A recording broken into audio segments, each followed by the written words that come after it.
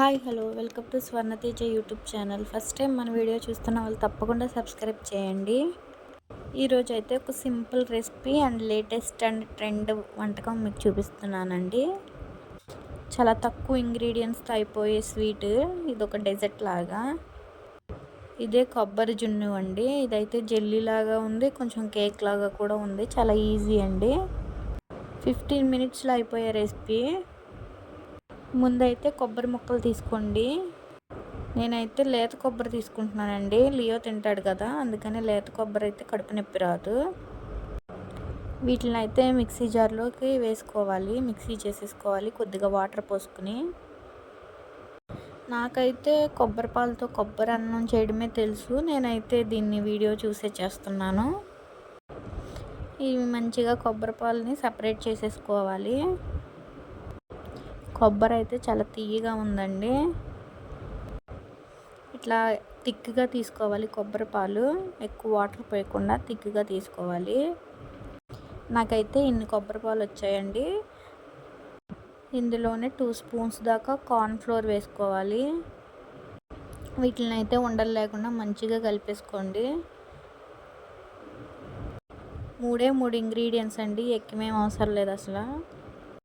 1/4 cup దాకా పంచదార వేసుకోండి. దీన్ని కూడా కరిగేలాగా మంచిగా కలుపుకోండి. ఒక 2 మినిట్స్ ఇలా తిప్పుతూనే ఉండి తర్వాత స్టవ్ ఆన్ చేసుకుని స్టవ్ మీద పెట్టుకోండి. ఈ పాలు అయితే మంచిగా దగ్గరికి రావాలి. ఇలా స్టిర్ చేస్తూనే ఉండాలి. ఇలా కొద్దిసేపు అయిన తర్వాత నురగగా వచ్చేసిద్ది. అప్పటి నుంచి కొద్దిగా లో ఫ్లేమ్లో పెట్టుకొని తిప్పుతూ ఉండండి. ఇప్పుడైతే ఇంకా థిక్గా రావాలండి. ఇందులోనే కొద్దిగా ఇలాచీ కూడా వేసుకోండి. ఈ కన్సిస్టెన్సీ అయితే ఇంకొంచెం దగ్గరికి రావాలి. ఇక్కడైతే నేను చూపిస్తున్న విధంగా వస్తే సరిపోతుంది. ఇప్పుడైతే స్టవ్ ఆఫ్ చేసేసుకోవాలి. నేనైతే ఇలాంటి గిన్నె తీసుకున్నాను. వేడిది ఇలా మౌల్లో పోసేసుకోవాలి. ఒక 4 అవర్స్ దాకా ఫ్రిడ్జ్లో పెట్టుకోండి. మంచిగా స్టిక్కీగా అయిపోయింది చూడండి. ప్యాటర్న్ అంతా ఈ కన్సిస్టెన్సీలో ఉంటే సరిపోతుంది కదా.